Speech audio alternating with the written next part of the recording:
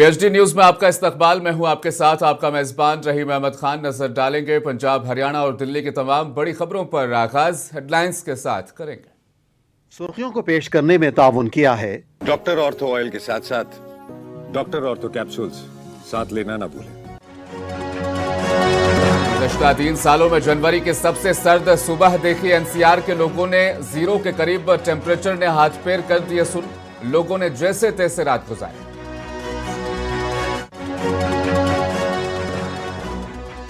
Nangloi Najafgarh road पर जल्द होगा जलभराव का खात्मा। CM Rekha Gupta, LG VK Saxena ने रखी आधारशिला।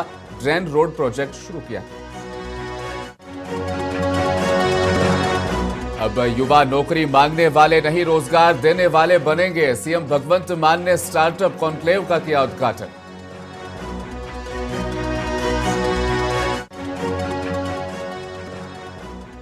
पंजाब, हरियाणा, दिल्ली में लोहड़ी और मकर संक्रांति की धूम। सीएम भगवंत मान और नायब सिंह सैनी ने खुशहाली और नई फसल की दी मुबारकबाद।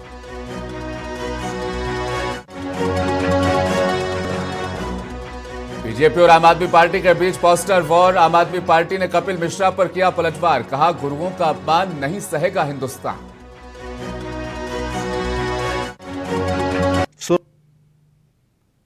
और आगाज सबसे बड़ी खबर के साथ करेंगे। उत्तर भारत में पड़ रही कड़ाके की ठंड ने दिल्ली में एक नया रिकॉर्ड बना दिया है। रिपोर्ट्स के मुताबिक दिल्ली में आज सुबह ठंड ने 3 साल का पुराना रिकॉर्ड तोड़ दिया।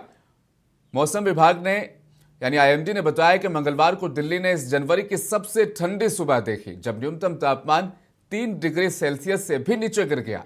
पिछले 3 सालों में जनवरी की सबसे ठंडी सुबह आज रही।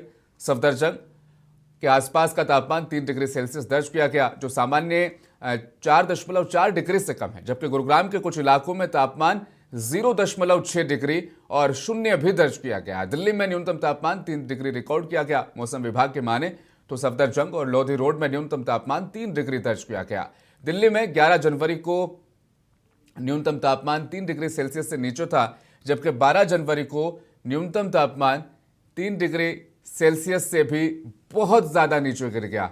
अब बात 14 जनवरी को करें तो मकर संक्रांति के दिन भी तापमान में राहत मिलने के आसार नजर नहीं आ रहे। 14 जनवरी को भी टेम्परेचर 3 से 5 डिग्री सेल्सियस के बीच रहने का अनुमान है, जबकि 15 जनवरी के बाद से थोड़ी राहत मिलनी शुरू होगी।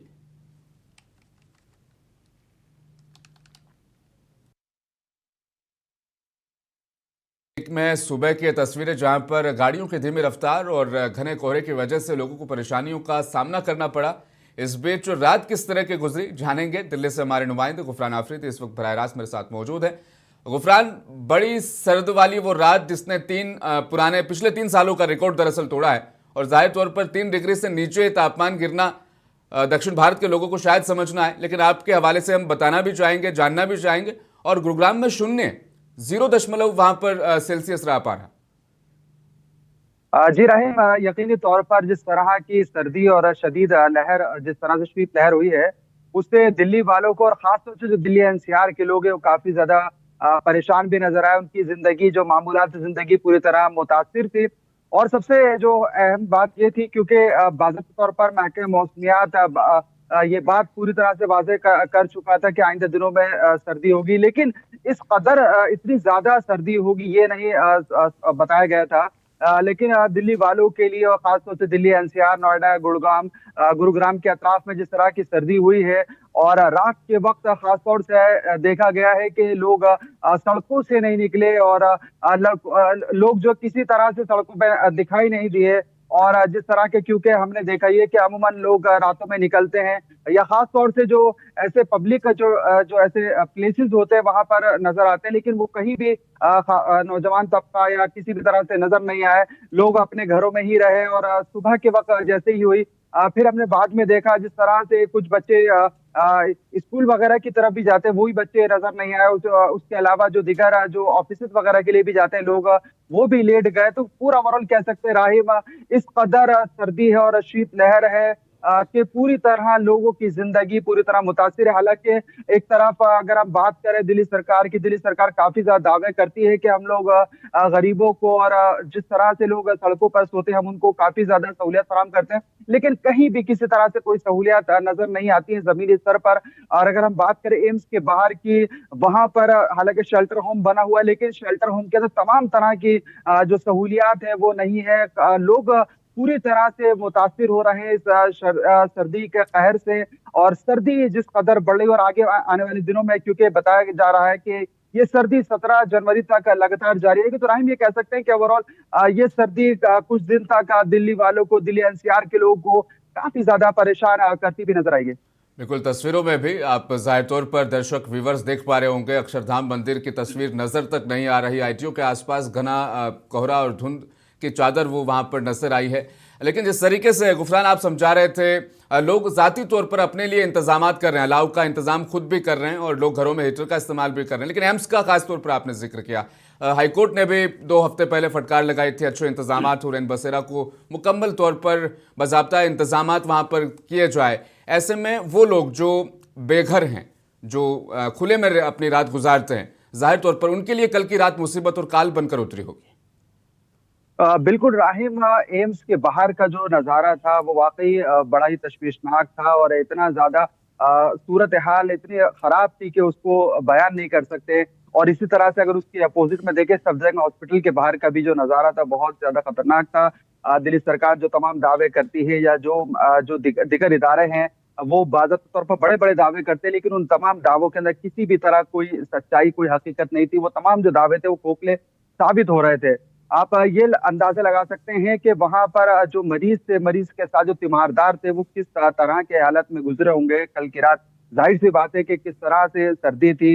हालांकि महकमा मौसमियात अलर्ट करता जा रहा है, येलो अलर्ट जारी किया गया है, लेकिन बावजूद इसके उससे ज्यादा जो तापमान था वो गिर गया था। उसके बाद जो सूरत हाल है वो कहीं ना कहीं तशवीश का बाइस है। लोगों की जिंदगियों के साथ जिस तरह से जो इंतजामिया खिलवाड़ करता है या उनके साथ जो सुतीला सलूक किया जाता है वो बड़ा ही अफसोसनाक है। अगर हम दूसरी तरफ बात करें, जो दिगर जो अस्पताल है, अगर खासतौर से अगर हम बात करें नई दिल्ली की तरफ में आरएमएल हॉस्पिटल है, उसके बाहर भी वही नजारा था। तो खासतौर से कह सकते हैं जो हॉस्पिटल के जो अतराफ के जो इलाके होते हैं वहां पर, क्योंकि मरीज के साथ तीमारदार भी होते हैं, तो उनके साथ कहीं ना कहीं तशवीश की लहर होती है, उनके साथ एक बड़ा एक इम्तिहान होता है कि वो उनके लिए बेहतर इंतजाम करें। हमारी भी गुजारिश अपील रहेगी। बहुत बहुत शुक्रिया गुफरान, और आपके चेहरे पर जो धूप नजर आ रही है हल्की मीठी सी, बहुत अच्छी लग रही है।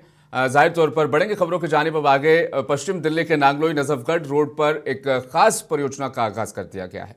दिल्ली के सीएम रेखा गुप्ता और गवर्नर विनय कुमार सक्सेना ने इस सड़क को मजबूत करने की आधारशिला रखी। इस प्रोजेक्ट में ड्रेनेज सिस्टम की मरम्मत होगी, सुधार और सड़क को पक्का बनाना यह भी शामिल होगा। सालों से ट्रैफिक जाम, ड्रेन ओवरफ्लो और बारिश में जलभराव की दिक्कत से जूझ रहे लाखों लोगों को अब राहत मिल सकती है। सीएम रेखा गुप्ता ने कहा कि परियोजना पश्चिमी दिल्ली के विकास में मील का पत्थर साबित होगी। तो वहीं उपराज्यपाल विनय सक्सेना ने भी लोगों की परेशानियों को दूर करने का भरोसा जताया।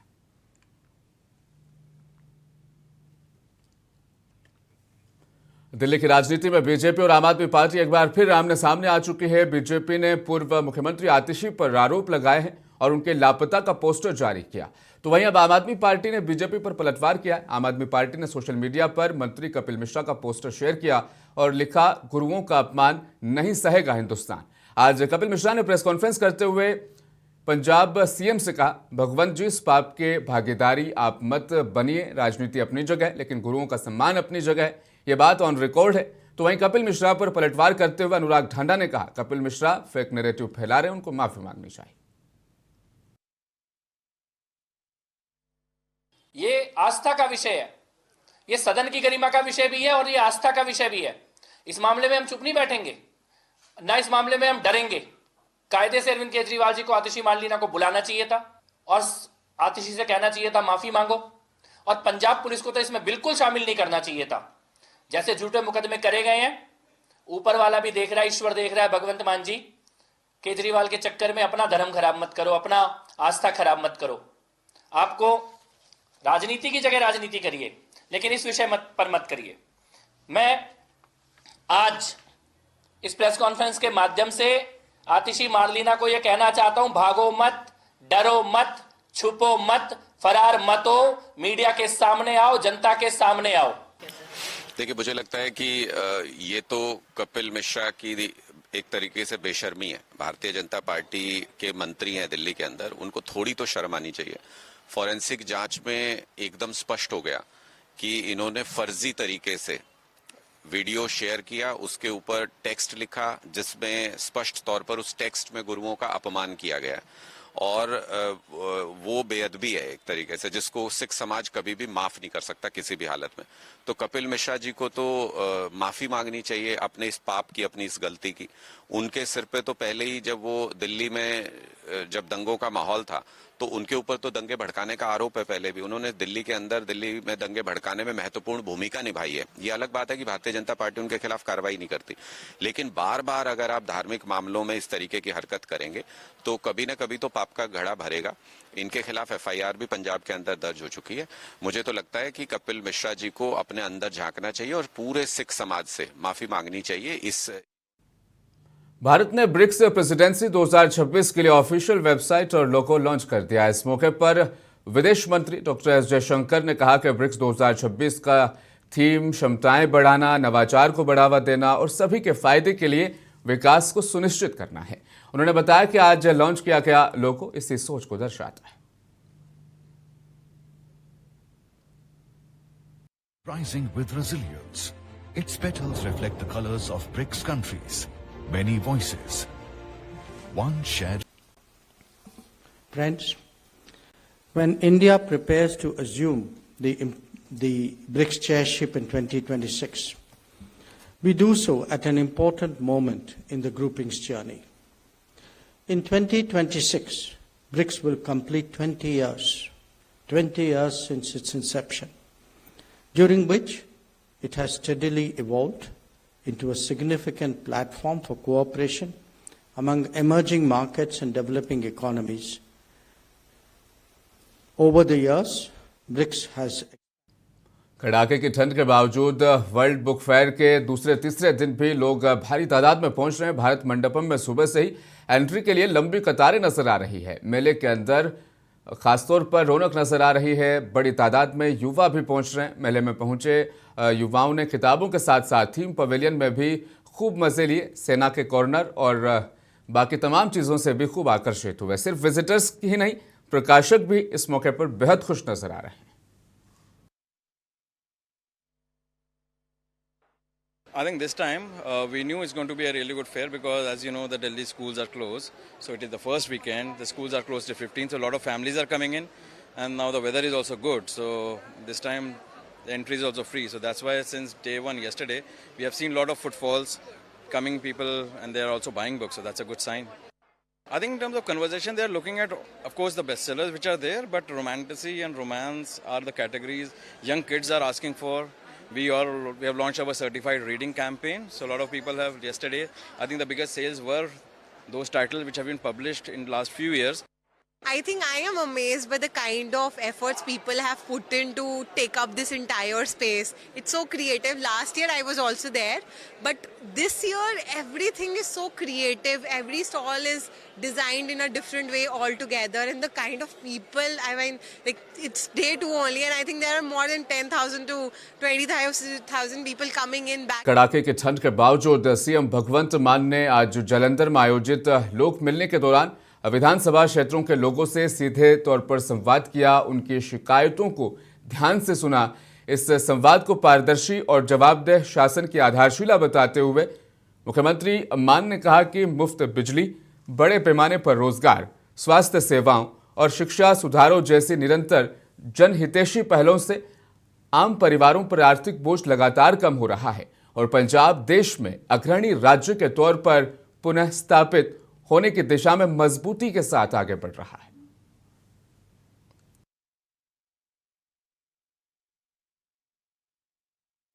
पंजाब के सीएम भगवंत सिंह मान ने राज्य के पहले स्टार्टअप पंजाब कॉन्क्लेव का इफ्तिताह करते हुए युवाओं से नौकरी मांगने वाले नहीं बल्कि रोजगार देने वाले बनने की अपील की।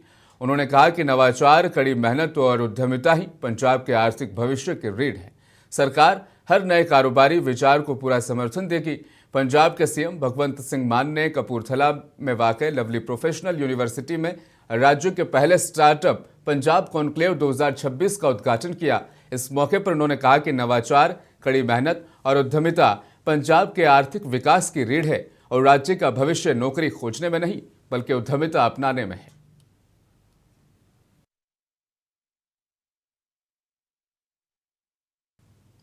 देश दुनिया के कई हिस्सों में लोहड़ी पर्व की धूम आज देखने को मिल रही है। इस खास मौके पर लोग एक दूसरे को बधाई और शुभकामनाएं वाले संदेश भी व्हाट्सएप और दीगर एप्लीकेशंस के जरिए से भेज रहे हैं। तिल गुड़ के लड्डू की दुकानें सज गई। जहां लोगों की भीड़ जमा है तो वहां एक दूसरे के साथ मिलकर लोहड़ी 2026 का पर्व लोग धूमधाम से मना रहे हैं। इस बीच पंजाब के सीएम भगवंत मान की प्रतिक्रिया भी सामने आई। सीएम मान ने आज लोहड़ी के खास मौके पर पंजाब वासियों के साथ साथ देश दुनिया के विभिन्न हिस्सों में रहने वाले लोगों के नाम बधाई संदेश जारी किया। सीएम मान ने सभी के अच्छे स्वास्थ्य, प्रगति और खुशहाली की प्रार्थना की है। मुख्यमंत्री की इच्छा है कि यह खास पर्व लोगों के जीवन में खुशियां और आनंद लेकर आए।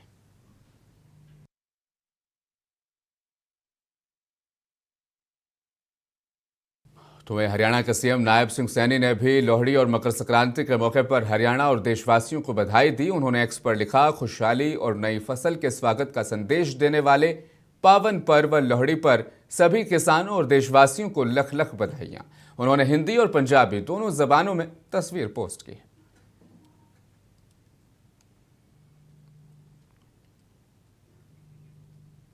देश भर में आज लोहड़ी का पर्व धूमधाम से मनाया जा रहा है। बाजार मूंगफली, रेवड़ी और पतंगों से पटे पड़े हैं।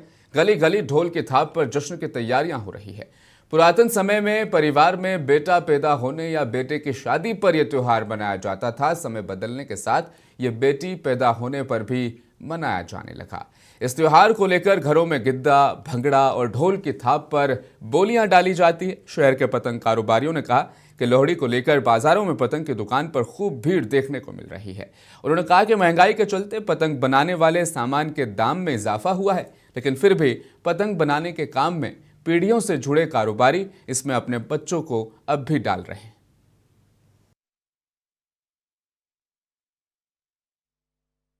हमारे पंजाब में 13 जनवरी को जो लोहड़ी का त्यौहार है बड़ी धूमधाम और श्रद्धा पूर्वक मनाया जाता है। और जो यहाँ के पतंगबाजों के शौकीन हैं वो अलग अलग डिजाइन की पतंगे खरीदने के लिए आते हैं। उसके मुद्दे नज़र हमने हर डिजाइन की यहाँ पर पतंगे लगा के रखी हुई हैं। वैसे तो मौसम का हाल देख के लगता नहीं है। वैसे हम भगवान से दुआ करते हैं कि हवा ठीक ठाक चले। सर अनगिनत पतंगे खरीदी हैं, सभी हमने शॉपिंग इधर से की है। ये सर इस टाइम पर मैंने तकरीबन 18 से 20 गुड़ियाँ खरीदी। सर गलती से भी चाइनीज डोर को हाथ नहीं लगाना चाहिए। गरीब लोग हैं, जो लोग बेचारे सड़क पर चल रहे हैं, जिनको नहीं पता कि ऊपर से कब कौन सी काइट आके मुंह कट गई, तो उनका सोचिए। पंछियों के बारे में सोचिए, बेजुबान जानवरों के बारे में सोचिए। हमारे पंजाब में 13 जनवरी को जो लोहड़ी का त्यौहार है बड़ी धूमधाम और श्रद्धा पूर्वक मनाया जाता है। और जो यहाँ के पतंगबाजों के शौकीन हैं वो अलग अलग डिजाइन की पतंग। तो देखा आपने, लोहड़ी पंजाबियों का सबसे लोकप्रिय त्योहार है जिसे हर साल मकर संक्रांति से एक दिन पहले मनाया जाता है। ये त्योहार पंजाब, हरियाणा और दिल्ली में बड़े जोश और उत्साह के साथ मनाया जाता है। आपको दिखाते हैं लोहड़ी के मौके पर चंडीगढ़ की खास तस्वीरें। द सिटी ब्यूटीफुल यानी चंडीगढ़ में लोग घरों की छतों पर नाच गाने करते नजर आए। देखिए ये तस्वीरें।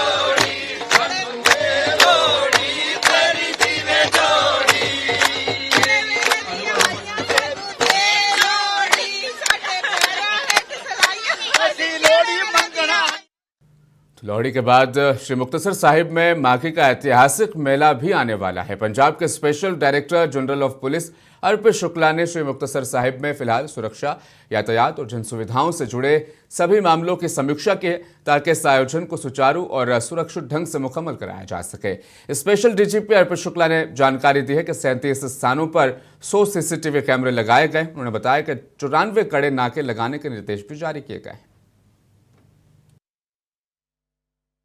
हर साल की तरह माघी मेला श्री मुक्तसर साहब ਦੇ ਵਿਖੇ ਮਨਾਇਆ ਜਾ ਰਿਹਾ ਹੈ। हर दिन ਇੱਥੇ ਆਉਂਦੇ ਨੇ ਅਤੇ ਦਰਸ਼ਨ ਦੀਦਾਰ ਕਰਦੇ ਨੇ ਗੁਰਦੁਆਰਾ ਸਾਹਿਬ ਦੇ ਔਰ ਇਸੇ ਨੂੰ ਮੱਦੇਨਜ਼ਰ ਰੱਖਦੇ ਹੋਏ ਸੁਰੱਖਿਆ ਦੇ ਵਿਆਪਕ ਪ੍ਰਬੰਧ ਸਾਡੀ ਇਹ ਪਹਿਲ ਹੈ ਕਿ ਜਿਹੜੇ ਸ਼ਰਧਾਲੂ ਇੱਥੇ ਆ ਰਹੇ ਨੇ ਉਹਨਾਂ ਨੂੰ ਕਿਸੇ ਕਿਸਮ ਦੀ ਕੋਈ ਤਕਲੀਫ ਦਾ ਸਾਹਮਣਾ ਨਾ ਕਰਨਾ ਪਵੇ ਅਤੇ ਨਾਲ ਹੀ ਨਾਲ ਜਿਹੜੇ ਐਂਟੀ ਸੋਸ਼ਲ ਐਲੀਮੈਂਟਸ ਹੈ ਉਹਨਾਂ ਤੇ ਪੂਰੀ ਨਿਗਾਹ ਰੱਖੀ ਜਾਏ ताकि कोई भी चोर पिक पॉकेट या होर छोटी मोटा जिहड़ा क्राइम नूं अंजाम देने वाला शख्स है उस दे उत्ते भाजपा गुरुग्राम जिला दफ्तर में राष्ट्रीय युवा दिवस के मौके पर बीते रोज एक भव्य कार्यक्रम का आयोजन किया गया। कार्यक्रम में राष्ट्रीय कार्यकारी अध्यक्ष नितिन नवीन, हरियाणा के मुख्यमंत्री नायब सिंह सैनी, प्रदेश अध्यक्ष मोहन लाल बडोली, राष्ट्रीय युवा अध्यक्ष तेजस्वी सूर्या और हरियाणा के खेल मंत्री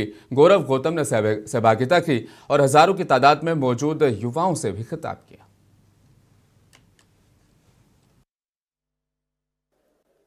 आज हम सब के लिए ये गौरव का दिन है। हरियाणा के लिए एक बड़ा दिन है कि आज हमारे बीच में स्वामी विवेकानंद जी की जन्म जयंती के अवसर पर भारतीय जनता पार्टी के माननीय कार्यकारी राष्ट्रीय अध्यक्ष नितिन नवीन जी और आज हम सब के लिए एक ये महान वो आत्मा को आज हम सब यहाँ नमन करने के लिए एकत्र आए हैं। स्वामी विवेकानंद जी ने हमेशा युवा शक्ति पर भरोसा किया है। उन्होंने माना था कि जब जब इस देश को आगे बढ़ना होगा, जब जब ये देश नई ऊंचाई को छुएगा तो उस ऊंचाई का नेतृत्व भी कोई न कोई युवा उस प्रकार से करता आगे बढ़ेगा। आज हम इस बात के साक्षी हैं कि नरेंद्र मोदी जी ने, हमारे प्रिय नेता प्रधानमंत्री श्री नरेंद्र मोदी जी ने तो दिल्ली और आसपास के राज्यों में पिछले 2 दिनों से जारी कड़ाके की ठंड के बीच अब मौसम विभाग ने एक बड़ी चेतावनी जारी कर दी है। मौसम विभाग ने राजधानी दिल्ली के साथ साथ 3 राज्य पंजाब, हरियाणा और पश्चिमी राजस्थान में भीषण ठंड और बहुत घने कोहरे की आशंका को देखते हुए रेड अलर्ट जारी कर दिया गया है। तस्वीरों में जो रेड अलर्ट वाला हिस्सा आप देख रहे हैं लाल रंग में, इन इलाकों में अब बहुत भारी ठंड पड़ने वाली है। मौसम भवन ने पश्चिमी उत्तर प्रदेश और पूर्वी राजस्थान के लिए ठंड और कोहरे का ऑरेंज अलर्ट और रेड अलर्ट जारी किया। जम्मू कश्मीर, लद्दाख, हिमाचल प्रदेश, उत्तराखंड, बिहार और पूर्वी उत्तर प्रदेश तो वहीं पश्चिम बंगाल और सिक्किम के लिए भी कोहरे का येलो अलर्ट जारी किया गया है।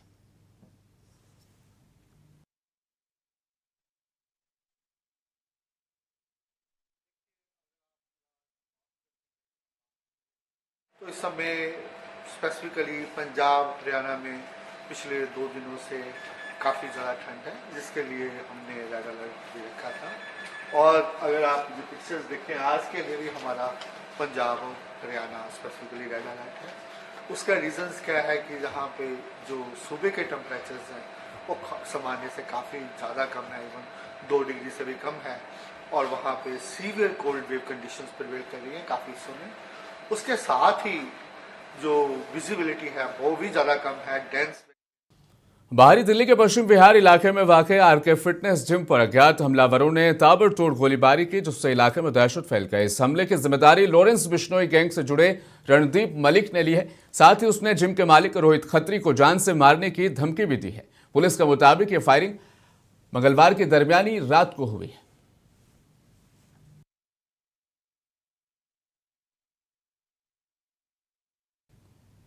पंजाब, हरियाणा और दिल्ली की खबरों में फिलहाल बस इतना ही। मुझे दीजिए इजाजत और आप देखिए मुंसिफ टीवी की अगली पेशकश बड़ी खबर।